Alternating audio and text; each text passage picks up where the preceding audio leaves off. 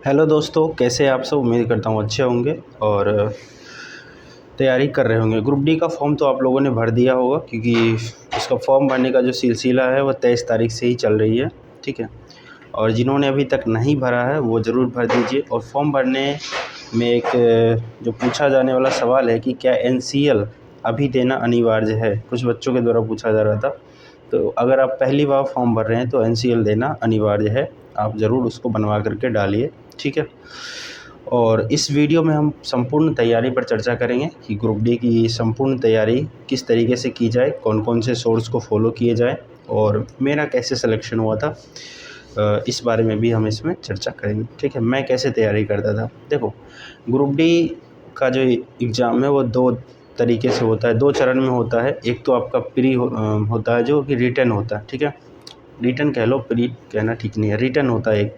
और दूसरा होता है आपका फिजिकल टेस्ट। ठीक है, तो रिटन में आपके 100 नंबर के सवाल होते हैं, जिसमें से आपको चार विषयों में डिवाइड होता है। मैथ आपका 25 नंबर हो गया, साइंस आपकी 25 नंबर हो गई, रीजनिंग आपका 30 नंबर हो गया और 20 नंबर का करंट अफेयर्स और GK GS होता है।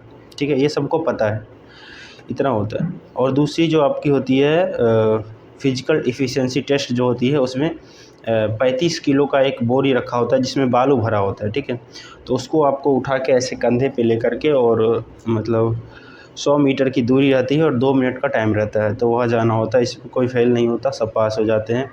और दूसरा होता है 4 मिनट 15 सेकंड का टाइम होता है रनिंग के लिए। ठीक है, और 1000 मीटर यानी कि 1 किलोमीटर का रनिंग होता है और 4 मिनट 15 सेकंड का समय होता है। ठीक है, और इसमें भी अगर आप कम से कम 1 महीना भी प्रैक्टिस कर लिए तो पास हो जाएंगे, फेल नहीं होंगे। ठीक है, अब बात करते हैं कि जो रिटन एग्ज़ाम है, सबसे पहले तो रिटन को पास करना ही ज़रूरी है। तो रिटन एग्ज़ाम को पास करने के लिए जो है कौन कौन सी किताबें पढ़नी चाहिए, क्या क्या सिलेबस उसका है पढ़ना चाहिए। ठीक है, तो सबसे पहले आप जैसे ही ग्रुप डी का फॉर्म भरे थे तो उसका एक सिलेबस का पेज होगा, 2 पेज में होगा लगभग सिलेबस उसका। उस सिलेबस को आप प्रिंट करवा करके अपने टेबल पे रख लीजिएगा। जो भी आपका टेबल होगा उस टेबल पे आप उसका सिलेबस रख लीजिएगा कि उसमें क्या क्या चीज़ें दी हुई हैं। ठीक है, जैसे मैथ के सारे चैप्टर्स दिए होंगे, रीजनिंग के दिए होंगे, साइंस में उसने लिखा होगा कि कहाँ तक पूछा जाएगा सवाल। तो ये बहुत इम्पोर्टेंट है, क्योंकि आपका ध्यान तैयारी के दौरान बहुत भटकेगा, क्योंकि आजकल सोशल मीडिया का ज़माना है। यूट्यूब पे काफ़ी चीज़ें मतलब आपको देखने को मिलेगी। कोई कहेगा कि ये पढ़ लो, कोई कहेगा वो पढ़ लो, है ना। तो फिर माइंड डाइवर्ट होता है स्टूडेंट का कि क्या पढ़े क्या नहीं पढ़े। और इसमें सबसे ज़्यादा इम्पोर्टेंट चीज़ ये है किसी भी एग्ज़ाम के लिए कि कितना पढ़ना चाहिए, कितना छोड़ना चाहिए, ये आपको मालूम होना चाहिए। ऐसा नहीं कि सब कुछ पढ़े जा रहे हैं, सब कुछ बटोरने के चक्कर में रहेंगे तो फिर आपकी तैयारी हो नहीं पाएगी अच्छे तरीके से। ठीक है, तो मेरा हमेशा से एक गोल रहा है कि सिलेक्टेड चीज़ों को ही डीप में पढ़ें जो सिलेबस के अंदर दिया गया है। ठीक है, और उसको अच्छे से कवर करें पूरी डीप नॉलेज ले करके, और आपका सिलेक्शन होगा। ठीक है, थोड़ा देर से ही होगा ज़रूर। तो सबसे पहले चर्चा करते हैं हम लोग मैथ पे। मैथ जो है आपका 25 नंबर का आना है, जिसमें से अरिथमेटिक और एडवांस मैथ दोनों इसमें आएंगी।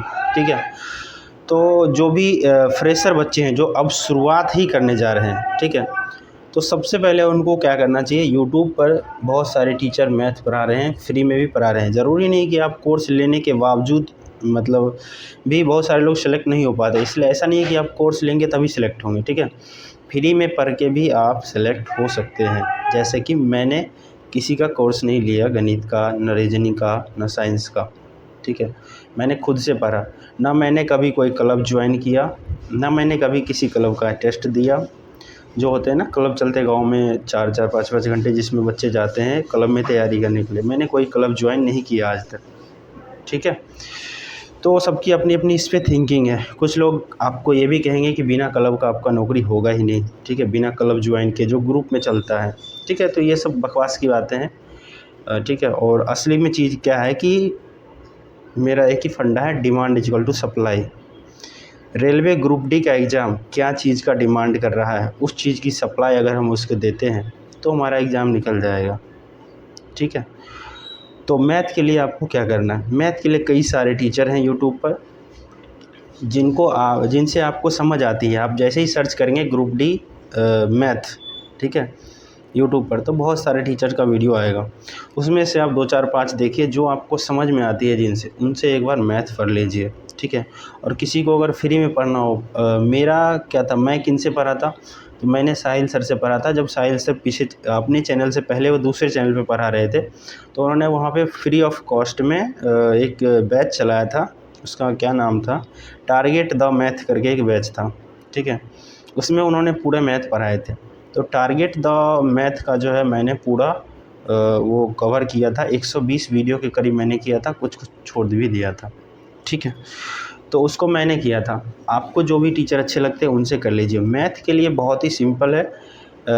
आपको 150 घंटे अगर आप मैथ कर लेते हैं यूट्यूब के किसी भी टीचर से, तो मैथ के सवाल आपके सॉल्व होने लगेंगे। और अगर आपने 200 घंटे कर लिया अच्छे से, तो आप 25 में से 23-24 करने लगेंगे, ठीक है। 23 नंबर तो ज़रूर आ ही जाएगा। तो इसमें क्या है कि ज़्यादा है नहीं, 150 से 200 घंटे की क्लास होती है। मैथ की पूरी मैथ आपको उसमें करवा दी जाएगी। कुछ टीचर लोग जो एसएससी लेवल के पढ़ाते हैं, तो आपको उतना ज़्यादा हाई पढ़ने की ज़रूरत नहीं है, क्योंकि ग्रुप डी का प्रीवियस ईयर देखेंगे आप, तो उसमें उतना भी हाई लेवल का क्वेश्चन नहीं पूछा गया है, ठीक है। उसके बाद क्या करना है, जैसे ही आपका सिलेबस कंप्लीट हो गया, तो आपको जो है ग्रुप डी जो 2022 में हुआ है, जिसमें हम लोग सेलेक्ट हुए हैं, ठीक है, तो उसका प्रीवियस ईयर आपको 99 सेट में 99 सेट का उसका प्रीवियस ईयर सॉल्व करना है, ठीक है। करीबन 2500 के सवाल हैं आसपास, उसको सॉल्व करिए। उसके बाद उसका हो जाता है, तो आप जो है एएलपी के अभी एग्ज़ाम हुए हैं उसका मैथ सॉल्व करिए, टेक्नीशियन के एग्ज़ाम हुए उसका मैथ सॉल्व करिए। नहीं, अभी जो लेटेस्ट 2024-25 में जो भी एग्ज़ाम होने वाले हैं रेलवे के, उसका प्रीवियस ईयर सॉल्व करिए। मेरा कहने का अर्थ यही है कि 2022 में जो ग्रुप डी हुआ उसका, और इसके बाद जितने भी एग्ज़ाम होंगे रेलवे के, इसके सारे मैथ के प्रीवियस ईयर आपको सॉल्व करते जाने हैं। किसी भी फालतू जगह के टेस्ट सीरीज या क्वेश्चन लगाने से कोई फ़ायदा नहीं है। मेरा मानना ये है कि ओरिजिनल क्वेश्चन के साथ ही खेला जाए जो रेलवे ने पूछा है, क्योंकि हमारे पास बतेरे क्वेश्चन है, बहुत सारे क्वेश्चन हैं, तो पहले उसी को क्यों न लगाया जाए, बाद में हम किसी कोचिंग क्लास का टेस्ट सीरीज वगैरह देखेंगे, ठीक है। मैथ के लिए हो गया। रीजनिंग के लिए भी सेम ऐसे ही करना है कि रीजनिंग के लिए जिस टीचर से आपको समझ आती हो, किसी भी एक टीचर से सर्च कीजिए, उनसे आप रीजनिंग पढ़ लीजिए। जैसे मैंने किससे पढ़ा था, तो राहुल मिश्रा सर का नाम आप सब लोग जानते होंगे, जो एसएससी सीजीएल के लिए पढ़ाते थे पहले, राहुल मिश्रा, रीजनिंग बाय राहुल मिश्रा। उनके सारे के सारे टॉपिक्स यूट्यूब पे फ्री पर हैं। मैंने सर्च कर करके पहले आप टॉपिक का वो बना लेना एक चार्ट अपने कॉपी में, ठीक है। मैंने सर्च कर करके सारे टॉपिक उनसे पढ़ लिए थे फ्री ऑफ कॉस्ट, है ना। बहुत अच्छा समझाते हैं, बेहतरीन टीचर है, ठीक है। तो आपको जिनसे समझ में आती है उनसे कर लो। और रीजनिंग में भी सेम यही चीज़ें फॉलो करनी है, 2022 से लेकर के और अभी तक का जो है प्रीवियस ईयर क्वेश्चन को सॉल्व करना है, ठीक है। मैथ और रीजनिंग का हो गया, बस इससे ज़्यादा कुछ नहीं करना। अगर इतना आपने कर लिया ना, तो 50 में से 45 नंबर आपके आ जाएंगे, ठीक है। 42 से 45 नंबर के आसपास आपको इसमें आ जाएंगे। और इसमें आपने और मेहनत किया और प्रैक्टिस करी, मैथ रीडिंग क्या है, प्रैक्टिस की चीज़ है, और प्रैक्टिस करी तो आपका नंबर और बेहतर हो सकता है, ठीक है। मैथ रीडिंग के लिए हो गया। अब आते हैं साइंस को कैसे करें। ग्रुप डी में थोड़ा इस बार साइंस जो अच्छा पूछा गया था, टेक्नीशियन में थोड़ी उसको जो लेवल है उसकी थोड़ी डाउन की गई। तो साइंस के लिए मेरा हमेशा से, किसी भी वीडियो को उठा के देख लो, उसमें हमेशा से एक ही चीज़ रही है कि एनसीईआरटी पढ़नी है, ठीक है। और हाँ, एक चीज़ मैंने वो प्रीवियस ईयर लगाना मैं भूल गया, इसमें जो है ना वीडियो जब आप देखोगे तो इसमें मैं वो फ़ोटो लगा दूंगा बुक की, ठीक है। जैसे मैं वो प्लेटफॉर्म की आती है ना डॉक्यूमेंट पब्लिकेशन की, तो उसकी प्रीवियस ईयर लगा देता। आप किसी भी पब्लिकेशन का प्रीवियस ईयर लगा सकते हो, ऐसा कोई वो नहीं है कि इसी का लगाना है, ठीक है। मैं जैसे उसका लगाता था क्योंकि मुझे उसका अच्छा लगता था, एनालाइजेशन जो है उसका अच्छा था, ठीक है, तो इसलिए मैं उसका लगाता था, ठीक है। यहाँ मैं कोई किसी का कोई प्रमोशन नहीं कर रहा, जो मैं लगाता था मैं एक्चुअली बता दें। साइंस के लिए जो 25 सवाल आने हैं आपको, उसके लिए एनसीईआरटी की 2 बुक आती है पतली सी, एक 9वीं क्लास की और 10वीं क्लास की, ठीक है। इसके नीचे जाने को आपको ज़रूरत नहीं है, इसके नीचे से सवाल रहते भी हैं तो आपको 9वीं 10वीं में मिल जाएंगे। इक्का दुक्का रहता है, उससे कोई ज़्यादा फ़र्क पड़ता नहीं, क्योंकि वो आगे आपको मिल जाएंगे। तो जो साइंस है इसके लिए आपको 9वीं और 10वीं की 2 किताबें हैं पढ़नी है। मैं यहाँ पे फ़ोटो उसका लगा दूँगा, ठीक है। और उस किताब को एकदम बारीकी से पढ़ना है, उसको हर चैप्टर वाइज उसको अच्छे से कवर करना है। टोटल 30 चैप्टर है। और इसके साथ में सप्लीमेंट्री में आप चाहें तो इसका नोट्स भी फॉलो कर सकते हैं, जो मैंने पिछली बार बहुत सारे लोगों को दिया था। और बहुत जो दोस्त हमारे लोग हैं, भाई लोग सेलेक्ट भी हुए, अभी जॉब भी कर रहे हैं, ठीक है। कुछ कुछ ने फ़ी दे के उसको परचेज किया था, बहुत लोगों ने फ्री में ही पढ़ लिया था। लेकिन वो आज जॉब में है तो बहुत खुशी होती है ऐसी चीज़ों को सुन के कि चलो कम से कम जॉब तो हो गया, है ना। तो उसका फ़ी हमारा 100 रुपया है, जो पहले भी हम इतना ही लेते थे, आज भी इतना ही है। 100 रुपया उसका चार्ज है। जो आपको जो यहाँ पे मोबाइल नंबर दिख रहा है उस पे आप व्हाट्सअप मैसेज करके साइंस नोट्स लिख करके व्हाट्सअप मैसेज करेंगे, वहाँ से आपको पेमेंट का ऑप्शन दिया जाएगा, वो आप ख़रीद सकते हैं, ठीक है। तो उसका जो नोट्स है ये आपको दिख तो शायद रहा नहीं होगा, ठीक है, कुछ यही नोट्स है हमारा। ये इसमें कुल 170 प्लस पेजेस हैं। इसकी पीडीएफ आपको मिलेगी, हैंड रिटन नोट्स है, पीडीएफ आपको मिलेगी, ठीक है। ग्रुप डी में मैं भी यही पढ़ के गया था, और जो हमारा एनसीईआरटी का जो 2 किताब था, इसी से मेरा भी सिलेक्शन हुआ है, ठीक है। तो साइंस के लिए आपका हो गया इतना। अगर आप कर लेते हैं एनसीईआरटी साइंस बुक, अगर आपको नोट्स नहीं भी पढ़ना है तो मत पढ़िए, लेकिन बुक्स ज़रूर करिए। और इतना करने के बाद आपको सेम चीज़ें दोहरानी है, प्रीवियस ईयर क्वेश्चन उठाने हैं 2022 के ग्रुप डी के 2500 सवाल है, ठीक है।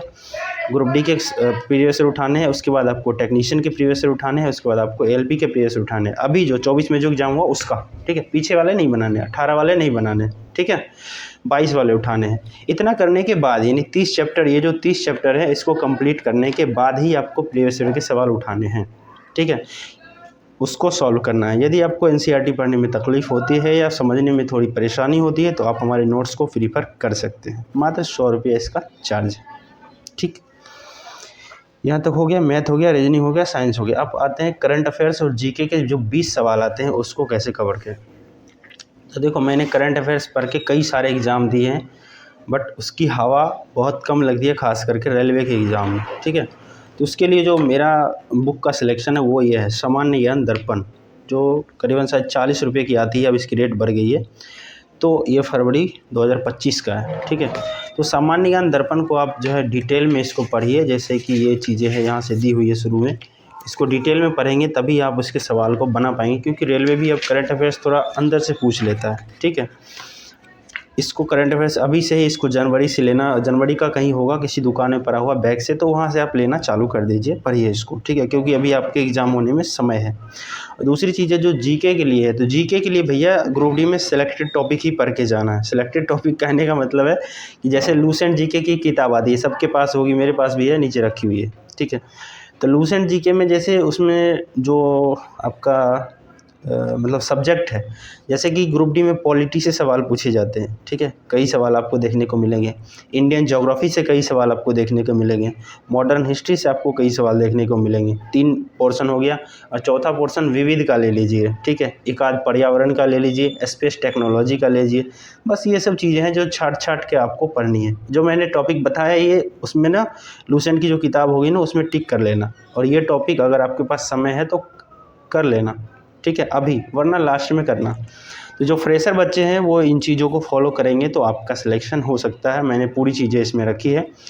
और जो इतना सब कुछ कर लिए हैं, जैसे कि अभी आधा 1 नंबर से छट रहे हैं, तो भैया आपके लिए है कि आप रेगुलर उसको प्रैक्टिस करते रहिए, ठीक है, और मॉक टेस्ट देते रहिए और रिवीजन करते रहिए। रिवीजन ही आपका सिलेक्शन तय करेगा कि आपका सिलेक्शन होगा कि नहीं, क्योंकि बहुत सारी चीज़ें हम जानते रहते हैं, उसके बावजूद भी एग्ज़ाम में गलत करते हैं। इसका मेन रीज़न होता है रिवीजन का परफेक्ट ना होना, और ये चीज़ें मैंने खुद भुगती है, इसलिए आपको बता रहे हैं।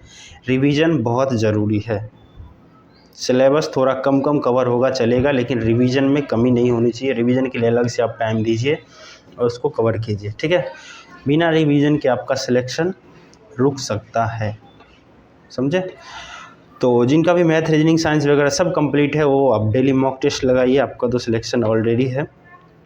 बेशक सीटें कम आई है, 32,000 है, लेकिन अभी आपको उतना मान के ही तैयारी करनी है। इसका अंदाज़ा बहुत पहले ही लग चुका था, मैंने आपको बहुत पहले वीडियो में बता भी दिया था कि 30,000 के आसपास सीटें आनी है। और अगर आप बढ़ा दी जाती है तो आपके लिए फ़ायदे की चीज़ है, और नहीं बढ़ाती है तो आपको इतने भी सिलेक्शन लेना है, क्योंकि हाथ पे हाथ धर के बैठे तो नहीं रहना ना गुरु, सिलेक्शन लेना है, ठीक है, क्योंकि कोई आपकी सिलेक्शन का इंतज़ार कर रहा है या कर रही है, ठीक ना।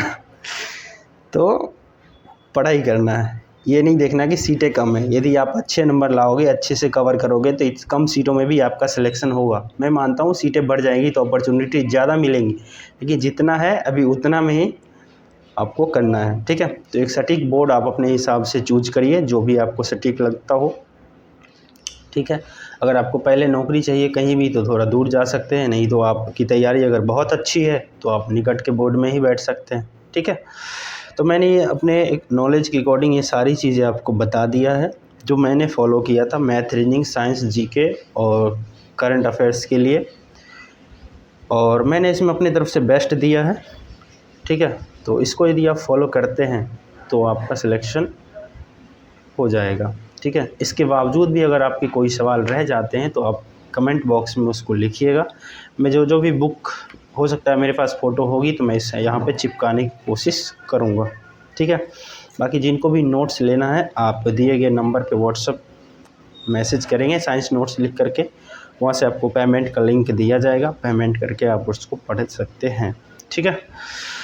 तो इसी के साथ इस वीडियो को एंड करते हैं, बाकी आपके कमेंट का इंतज़ार रहेगा। धन्यवाद।